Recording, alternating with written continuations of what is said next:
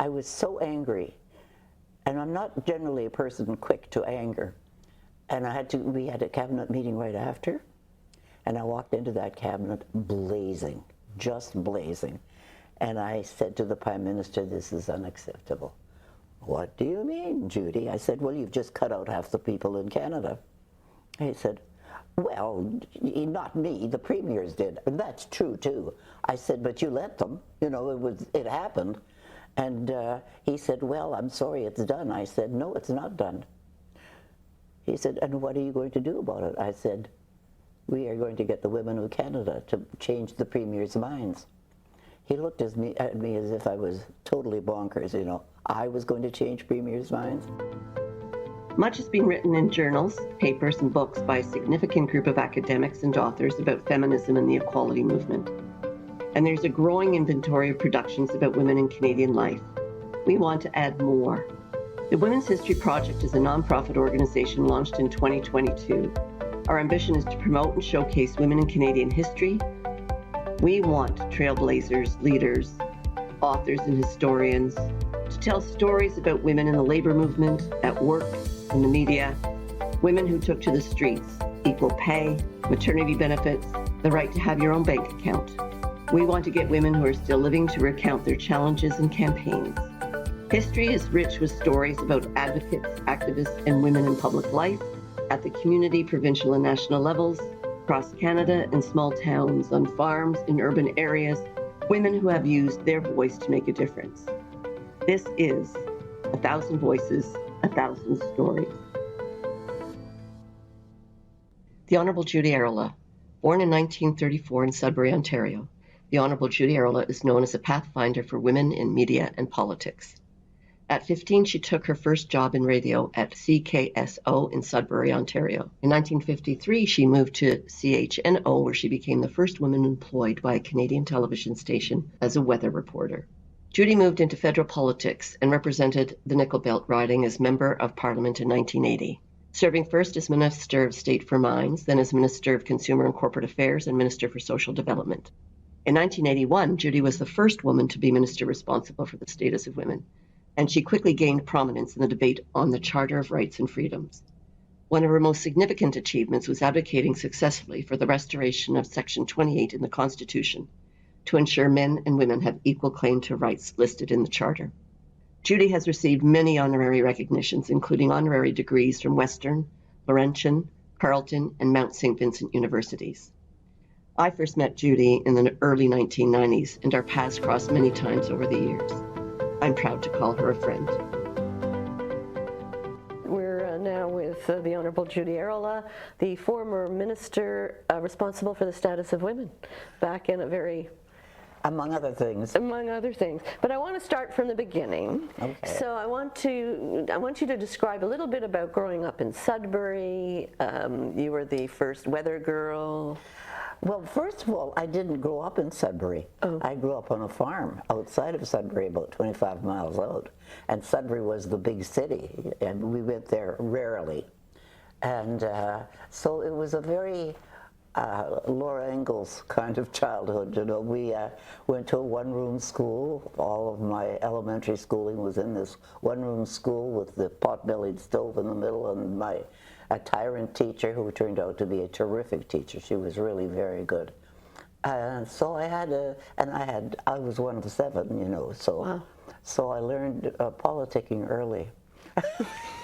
Just surviving in that was, and I had an incredible mother who not just ran with the farm chores, but was an incredible cook and a baker, and she belonged to the WI and was one of the founders of that chapter.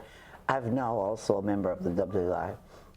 So it was a very active childhood, very protected in many ways when you think about it.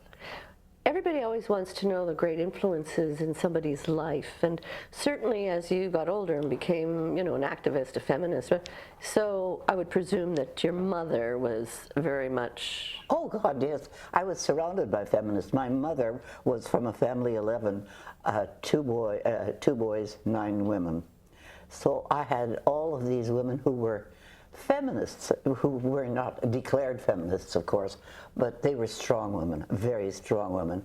So that's what I grew up with, and I was expected to be something. Were they active in any of the farm movements? Because I know Yes. a lot of women came out of the farm movement. Yes, they were very active CCFers, shall I put it that, the co-op movement. Yeah. We shipped milk. It was a dairy farm, and the milk went to the cooperative dairy, and later on to the cooperative dairy. But it was very much it's an almost socialist upbringing, although I never knew it at the time. But it was interesting because my grandfather's family came from Finland, and they were what we call the one grandfather. My paternal grandfather was a white Finn, and my mother's grandfather was a red Finn. So, and if you know the politics at the time, and my mother came over when in the midst of the Russian Revolution. Wow. She was 16. I always remember when we were little and someone was misbehaving, she said, "That man is a bad man." Then I learned later that the man she was referring to was the evil man in Russia. So it was really interesting. So I had a kind of a curious background. But she one of the things my mother came over, she said, "You are Canadian. We do not fight the battles of the other countries. We are Canadian." And I'm still reminded of that today when I see the factions who are carrying the flags from the countries they came from. I think, do they really want to become Canadians? Good point. And are we teaching them to become Canadians? Good point. Good point. Good point. It bothers me intensely because it wasn't at all the way we were told. And of course, my first language was not English, it was Finnish. Because we lived with my grandparents on the farm. But she insisted that we speak English well. And she would not, when we were older, she said, "No, we don't speak Finnish." Well, we did later on. Because I'm losing my Finnish because nobody's alive anymore. I can't talk to them. But they were, and of course, Finnish women have a very long history in government in Finland. Yes, they do. They do. And they do. Our first prime minister was Finnish. Yeah. So it's no surprise to me that those were some of your influences. These influences were there. And my grandparents my two grandfathers, both of opposing views, used to have these great discussions when I was a little girl. They used to call me Little Big Ears in Finnish because I'd be listening to them. And they would put down their canes and say, "Puheenvuori," which means my turn to speak, you see. A little bit of the Indian custom. And so it was, and that, speaking of that, our farm was next door to the reservation. Well, that's interesting. So you would have had those influences. Well, yes, and I look back now, we were on such a friendly, neighborly basis with them. And we used to go swimming on the beach within the reservation, just ran across the bush. And with the kids, we can't do that anymore. All the lines are drawn where you can go and what you can't go. It's such militancy today as opposed to the kind of neighborliness we had. And I remember reading Beverly McLaughlin's book, and she had the same thing. I was just flooded with memories when she read it. I said, that's the kind of relationship we had. Oh, that's interesting. Yeah. That's interesting. Yeah. So let's just jump forward a little bit, and then you became a weather girl. You got married, you became a weather girl. Well, that was strictly because they had nobody else. We were the first commercial television station on the air. We built the station, I did particularly, and so I was working there, and they said, "Oh well, you can go on the air now." I'd never seen television, let alone perform. So you did it, and you had no recordings. Everything was live, but that was incredible opportunities and learning systems. And I want to get to some of the really the good bits in your life, and I want to know, we've talked a little bit about your influences, but you got into public life. You got in after the Weather Girl and after business. You ran for elections. You were a candidate. Well, because the politics was always something live and when you live in the rural community, you have the reeve of the township, and they ran for office, and somebody was in charge of the roads. Nobody got paid for anything. They got abuse if the things didn't work. So both my father, my uncles, everybody, they were active in local politics. And I remember early elections when everybody went to the schoolhouse, which was the center of the thing, to listen to these politicians. So it was sort of, I was immersed in a kind of a political system without knowing it actively. And then when I worked at the radio station, one of my bosses was a very active liberal, and I had joined the Liberal Party when I was 20 years old. So, you know, I was licking the stamps and mailing the stuffers, and it was very exciting. Politics is exciting. Yes, it is. And it's fun, and you become a family. And even when you lose, if you have a good campaign, you're part of a family. Oh, yes. You become part of a family. You're with like-minded people, so the discussions are always stimulating. Yes, yes. So it was a political immersion very early in my life. I had no intention of running for office, but... So what prompted you to run for office then? Well, it was complicated. I had become very conversant with the leaders of the party, and Stuart Smith, who was the leader of the Liberal Party in Ontario, called me one night. The kids were little yet, and he said, "Judy, we'd like you to run." And I said, "I can't, my kids are little." He said, "Well, do you have babysitters?" I said, "Babysitters aren't mothers." And my husband was very good. He said, "Why don't you run?" He said, "I can look after things." I said, "I know, but I don't want you to look after everything."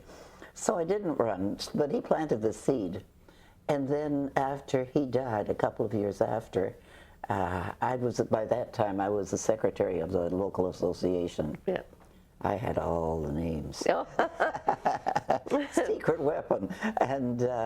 And they said, "Okay, you've run out of excuses, you have to run." So I was rather reluctant at the time, but it was true. My children were at university by that time, so I had no obligations at home, and I ran, lost. But it was a great experience, and of course 6 months later they said, "Jude, you're running again."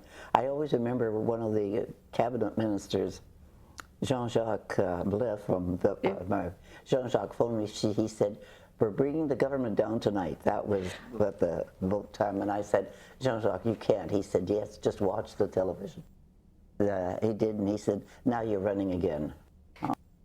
That night, and I had worked in the Liberal Caucus Research Bureau in 1979, the summer of, and I met some of the people in the opposition leader's office. Yes. And I was studying, and the radio was on, and it said the House fell. Yes.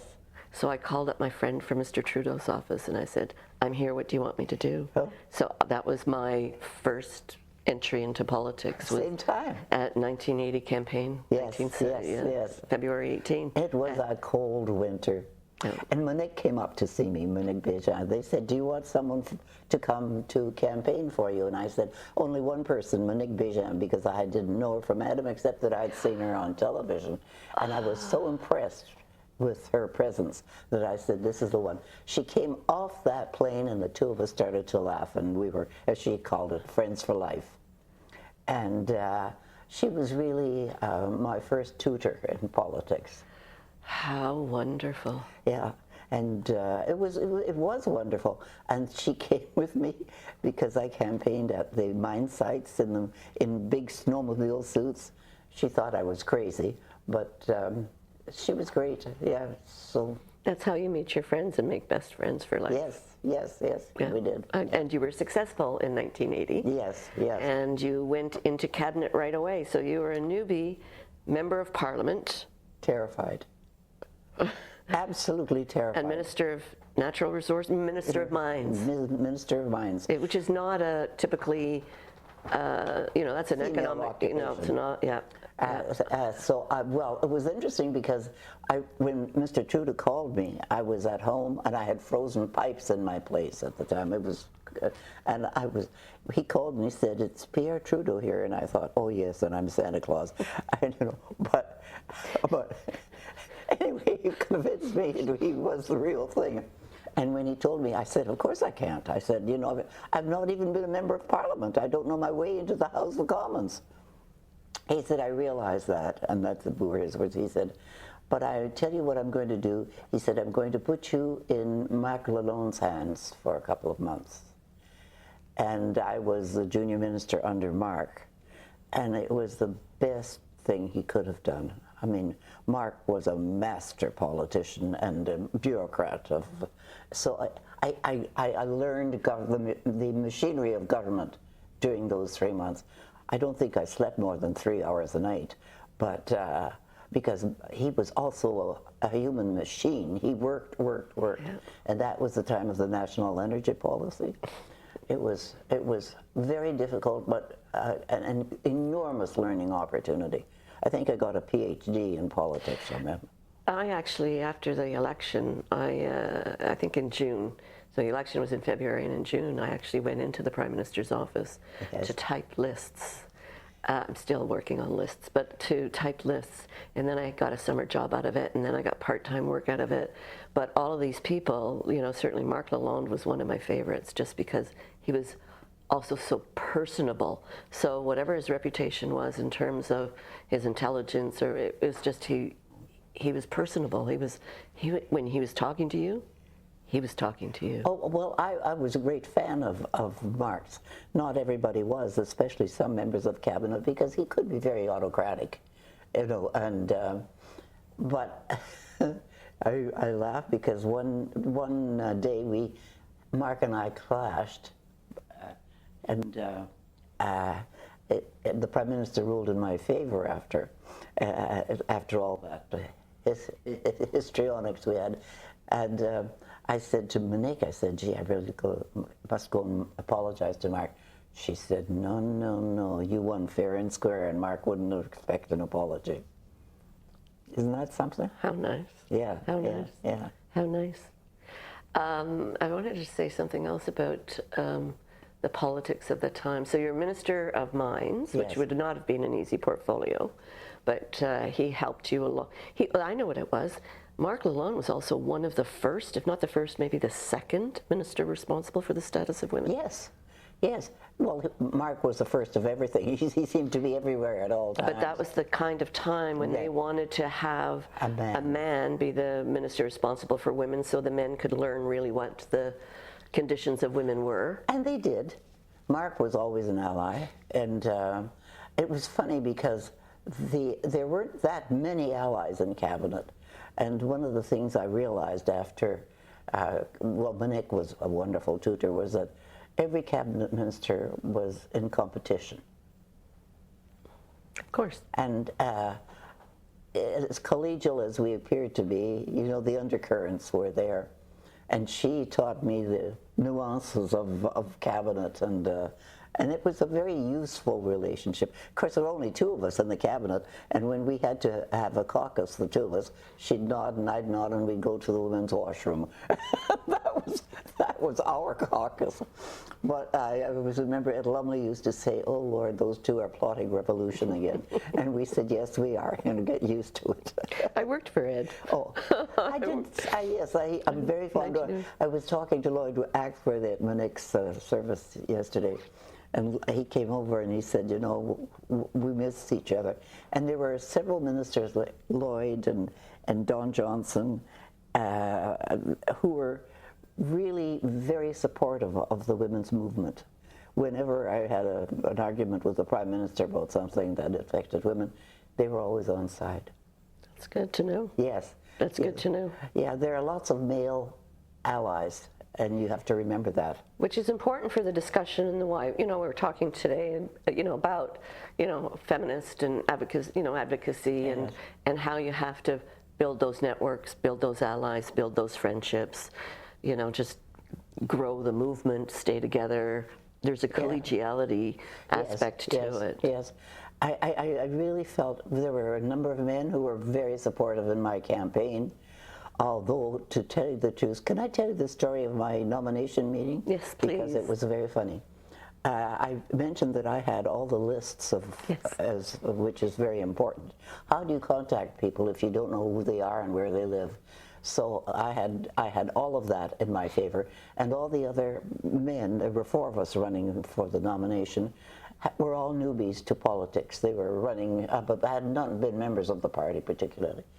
And, but they knew better than I did, of course. I mean, it was just a wee female.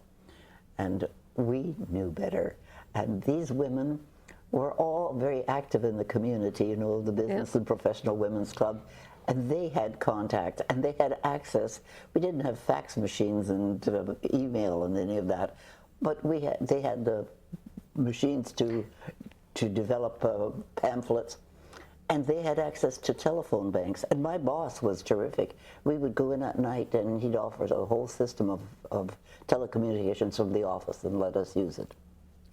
So anyway, by the time we went to the nomination meeting, the hall was packed. There were about 1,500 people in the room. And I walked in and I said, well, how are things? And they said, it's done. They said, we've got it. And I thought, oh, ladies, They said, oh, yes. And we did. We took it, which was a great surprise to everybody. Erola, a female, wins on first ballot. What was such a surprise was no surprise to me, because any of these women had done their work. One by one, they made sure that every seat was a vote for me. That is really important to any of our discussions about how we move forward and about either the determination, what the problem is, and I've always been a big believer in lists too. I always had lists. I always had lists. So the lists are important. You have to know who to contact, but it's also, people often sort of overlook the power of women, and the networks of women will undermine us at your peril. That's exactly it. Yeah. And I learned very early in my business career, if I wanted to see the boss, I made friends with the secretary. It was, and that was an easy thing to do, because we knew we were women. And so, but they never underestimate. I still look at that sea of women in that hall and thinking to myself, what a marvelous view. It was very reaffirming. But what I found when I came to Ottawa and I took on the portfolio of status of women, I was this newcomer from Northern Ontario. What did I know about feminism? Which I resented. I thought, I lived it. And this is what's really the crux of our interview.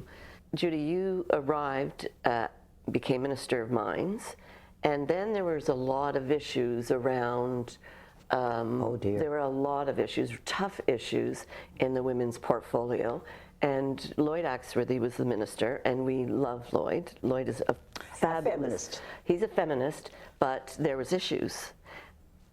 And then you became the minister responsible for the status of women after this great big... There's a story there, because when the Prime Minister asked me to take it on, I said, let me think about that. And Monique and I had a discussion, and Monique said, don't touch it with a 10-foot pole. She said, it's a minefield.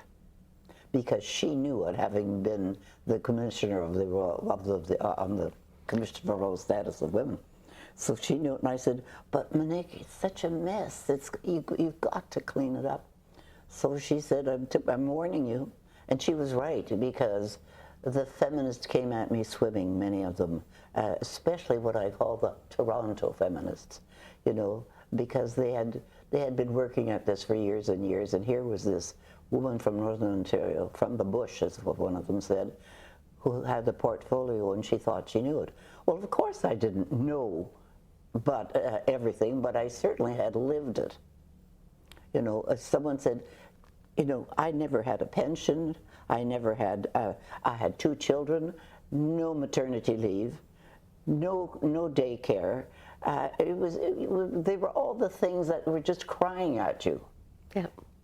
And so and I said, when we fought for the equality rights, I did not go to the feminists. I went to the, I remember one of the feminists said to me, you went to the Catholic Women's League? I said, yes, they're women too, you know. So you went to the people. And Monique taught me that. Yeah. Monique taught me that. Don't rely on the elites to help you. You have to know the people in it.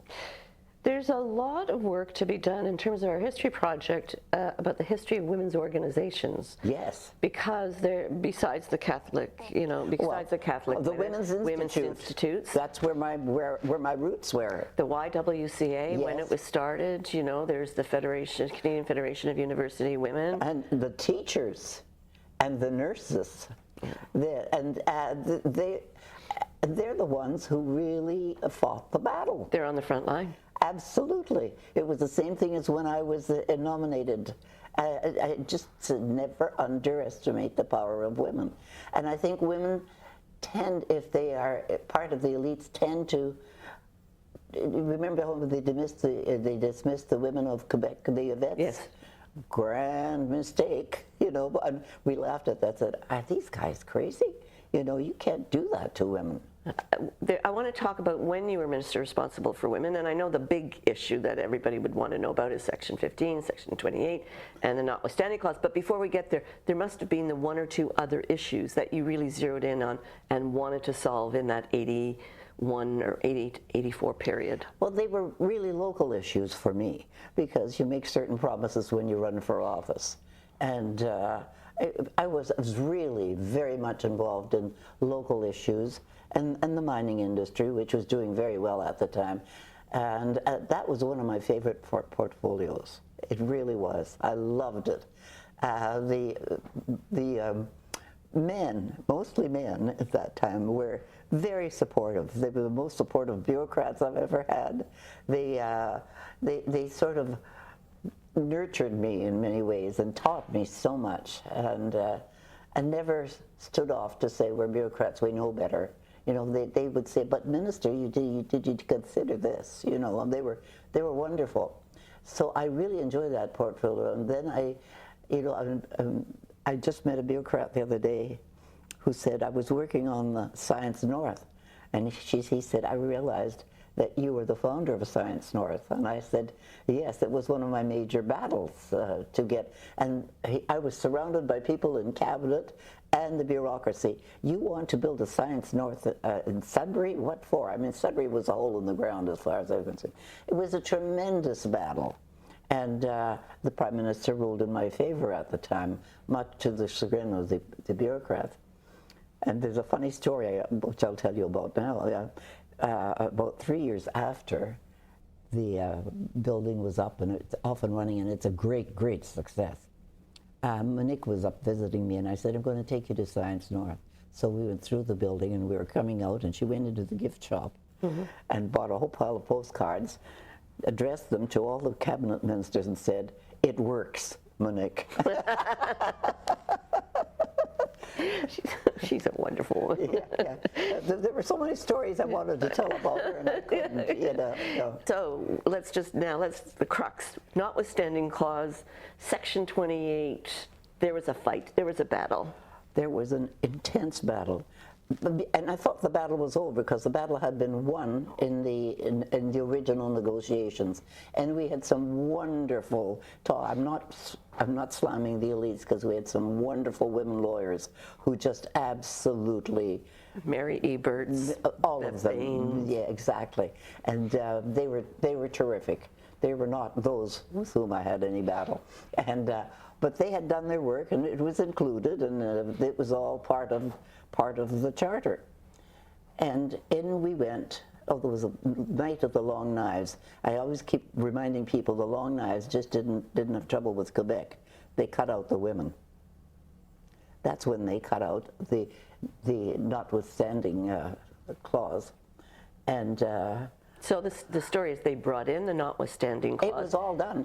That was going to override certain elements of the charter. Oh yes, oh yes, it had. And that was the issue. The notwithstanding clause did not apply to Section 28, you see. And so we were all very happy, and we went in the morning after. I was called to come and sit with the cabinet in glory with the new Constitution. And I read it, and I looked, and I said, oh my God, they've cut that out. But the bottom fell out. But I was so angry. I was so angry. And I'm not generally a person quick to anger. And we had a cabinet meeting right after, and I walked into that cabinet blazing, just blazing. And I said to the Prime Minister, this is unacceptable. What do you mean, Judy? I said, well, you've just cut out half the people in Canada. He said, well, not me, the premiers did. And that's true too. I said, but you let them, it happened. And he said, well, I'm sorry, it's done. I said, no, it's not done. He said, and what are you going to do about it? I said, we are going to get the women of Canada to change the premier's minds. He looked at me as if I was totally bonkers, I was going to change premiers' minds. He said, well, but he said, if you go out and say that, you're breaking cabinet solidarity. I said, I won't go public, but I can tell you we're going to fight. And it was quite a discussion we had with him, because he wasn't exactly happy with me. But I'll never forget, when he left the room, he looked at me and he winked.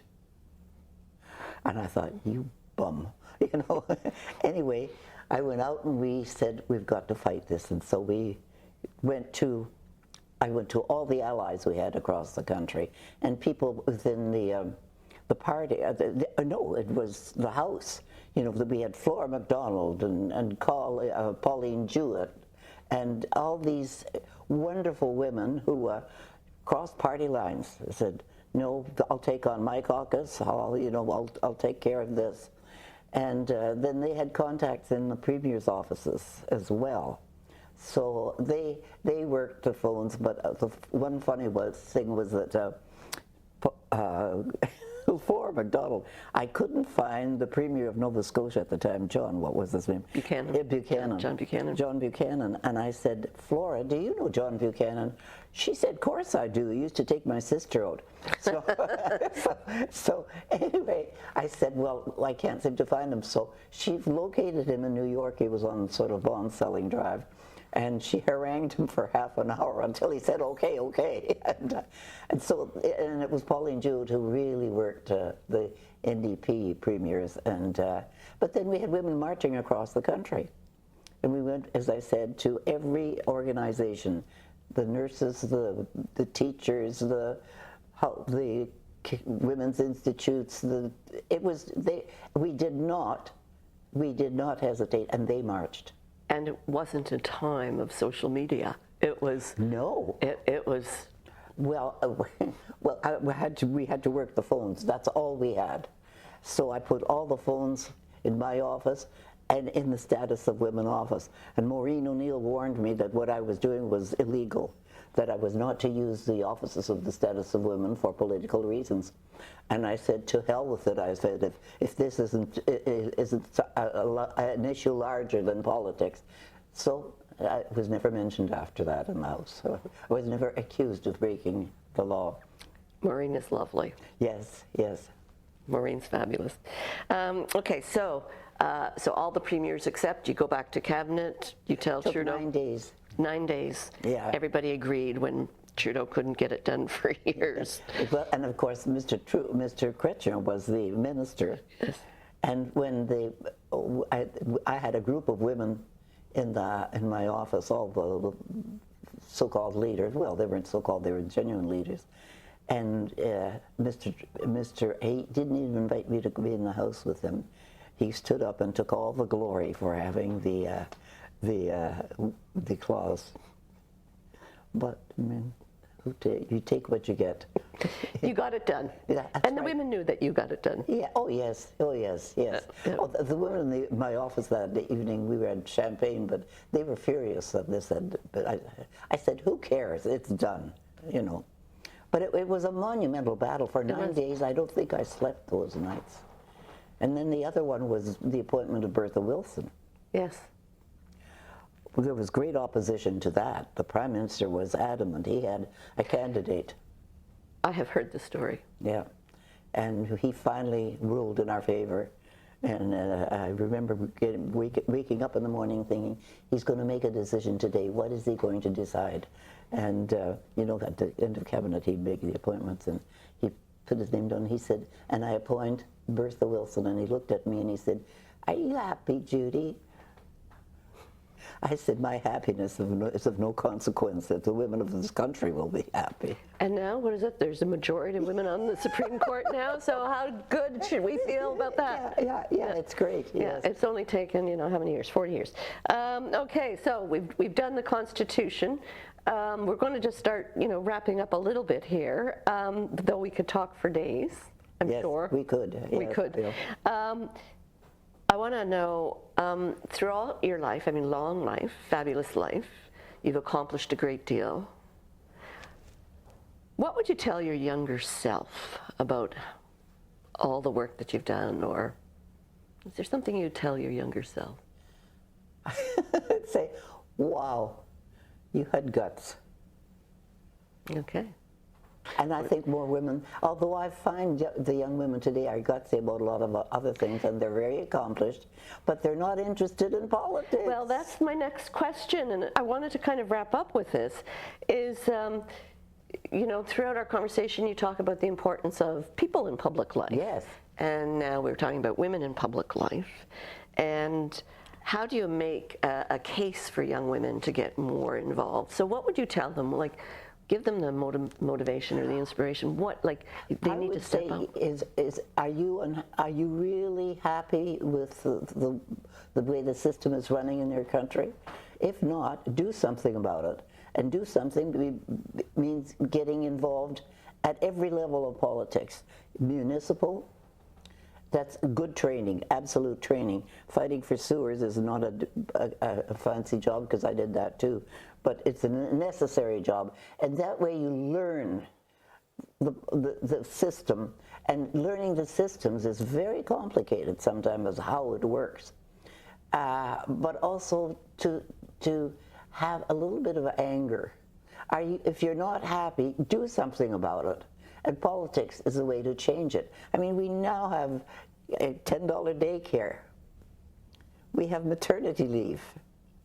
We have pensions for women. I mean, I remember at a discussion we had in cabinet when Monique she was fighting for women's pensions, and Alan McEachen at the time, who sat in cabinet, said, "You mean to tell me women should have their own pensions?" I'll never forget that. That was the mindset.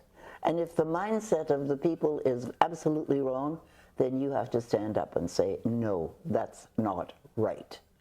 So I think women are now so well trained. We have more lawyers. We have more professional women. We have women in business who are being successful. They know how, but will they apply it to the political system? That's the question, and they should. Okay.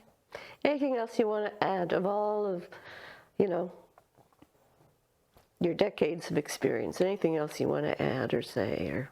It's been a wonderful life. I've had some incredible friendships to this day, and it's something that I would encourage women to do. And don't be afraid to start young, because that's when you start making connections. You have to have connections. So true. Thank you. Yeah. Thank you. Is that okay? No, that's wonderful.